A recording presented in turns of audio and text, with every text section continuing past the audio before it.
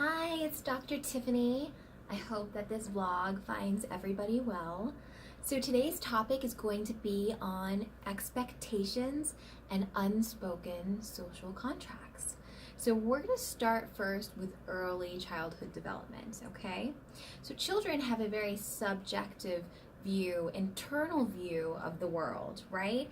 And before the age of 7, they have a tendency to believe that their internal view actually projects outward to the very external and objective world. So oftentimes children believe that what's going on in their minds is controlling people from the external world, right? So for example, if a little boy is frustrated with his brother and is very angry with his brother, he may think in his mind's eye that if he's wishing that his brother would trip and fall, that might actually come to fruition because his internal world is part of that external world.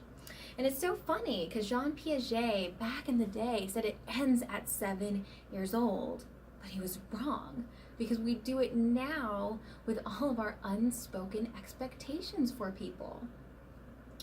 For example, there was this one time where I threw an awesome birthday party for one of my really close friends, and I had this expectation that she would absolutely love this party and it would be amazing, it would be great, but she didn't quite react the way I expected her to, so I felt kind of a sense of disappointment, right? And then my birthday came along and I invited her to come to my birthday, and she just couldn't make it. She was just too busy. So there was that sense of disappointment because I had an expectation, if I'm doing this for you, you would do this for me, and vice versa.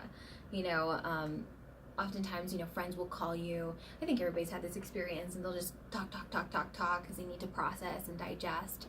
And then it's your turn to talk, process and digest, but they're ready to get off the phone, right? So there you have that expectation, they're going to be there for you, and this is what your unspoken contract is in your relationship with them. There's a sense of disappointment, and you may choose to kind of separate yourself or distance yourself from that friend, or even just discontinue that friendship. But there's so much there that's unspoken. So being a psychologist, right, like, I don't know how many people think that I should be mind reading, like I should read their brains and completely understand what's going on, and if I don't, then they get disappointed in me. I am a psychologist and a human being. I understand behaviors and cognitions and all kinds of cool stuff, but it doesn't mean I'm a mind reader, right? Not many people are mind readers. Maybe there's like Sylvia Brown out there, but I'm not that, and most of us aren't gifted in that nature, and so we need people to tell us exactly what's going on in our lives. So some of us, and this includes me, and I think I gave that example, but we have really high expectations for ourselves, and because we have high expectations for ourselves, we project that expectation onto everybody else, and when they don't meet those expectations, we get disappointed. My husband has caught me doing that a few times, and he came up with this great little quote of his, and I use it in my sessions with people. I think he says, "You don't go to Vegas, Tiffany, expecting to win $1 million, right? Come on, right?" And that's the same thing that goes with our human relationships, oftentimes we know sometimes our family members or certain family members can be drama, and whenever we set this expectation that Christmas or this family reunion or this next holiday that we have is going to go perfectly, it's going to be great, and it's going to just be like the Hallmark cards, why are we setting ourselves up for believing that we're going to win $1 million in Vegas, essentially, right? No, we have to have realistic expectations for people. I'm not saying don't have any expectations or put really low expectations. I'm just asking maybe we should be more fluid in our expectations. Let's see what I have here. So many times, even with our spouses and our partners, we have this nonverbal contract that we have with them. For example, I expect my husband to do the taxes, and that's just how it goes, right? And I'm sure he expects me to do certain things, and vice versa. Sometimes it can be the gender-oriented roles or not, but we have these certain contracts, right, in our own minds. And two, when we get married, we may be young, and we may have these ideas of what the marriage is going to be like 50 years from now, but we're humans, right? We're growing, we're constantly fluid, and we're constantly evolving. And that contract that we had when we got married, or an early friendship, may not be the same as to kind of what it is today. And if these contracts are so important, why are they nonverbal, right? Shouldn't we be talking about these things? These are critical topics to talk about. So if someone doesn't know your expectations, they're just kind of doomed to fail you, right? There's no sense of transparency. Somebody once said, and get this, listen to this, expectations, here, one second, I think I have it. Expectations are just premeditated resentments. Expectations are premeditated resentments. Wow, isn't that profound? It's so true. Can you imagine that? In many ways, I've seen myself commit those premeditated resentments. It's unfortunate, because I don't know, I probably have lost some friendships over time because of those expectations that were really stringent.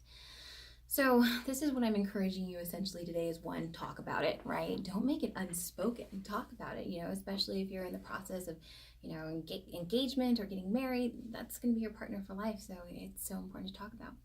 But I also think that we should see our expectations, right, as boundaries. When we have an expectation for somebody, we're setting a boundary for them. If you don't perform within this boundary of my expectation, then I'm going to be disappointed, right? But what if we didn't have those boundaries? I'm not saying have low expectations and create a lower set of boundaries down here. That's not what I'm getting at. What I'm getting at is, let's be fluid in those boundaries. Let's be fluid in those expectations, right? Let's maybe not even have expectations because those are boundaries. Let's remove the boundaries and just be fluid with our reactions with everything, right? Not to expect too much or too little, but just be fluid and to kind of go with the flow of life. And oftentimes I don't think we give people the benefit of the doubt. Sometimes we are in attack, not an attack mode, but like on a defensive mode, right? Where we want to protect ourselves, from ill intentions or ill will, right? So we get like on a defensive stance and we take things too personally, and we should give people instead the benefit of the doubt. Let's talk about this. Let's communicate about this. Did you expect me to show up on time? Or, is this part of our relationship requirement or agreement? So let's just talk more, and let's not have these unwritten social contracts. All those social contracts do, especially when they're unwritten and we don't speak about it, is just damage our relationships. And that's unfortunate, because life is all about relationships. Life is all about that love in relationships.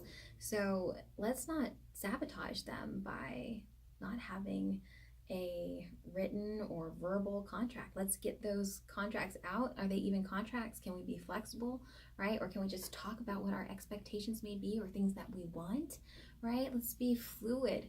Let's not be so rigid. Let's not have unrealistic expectations, and let's kind of free that boundary so we can set ourselves up for success, right? We don't want to be disappointed, but let's set everybody else up for success too.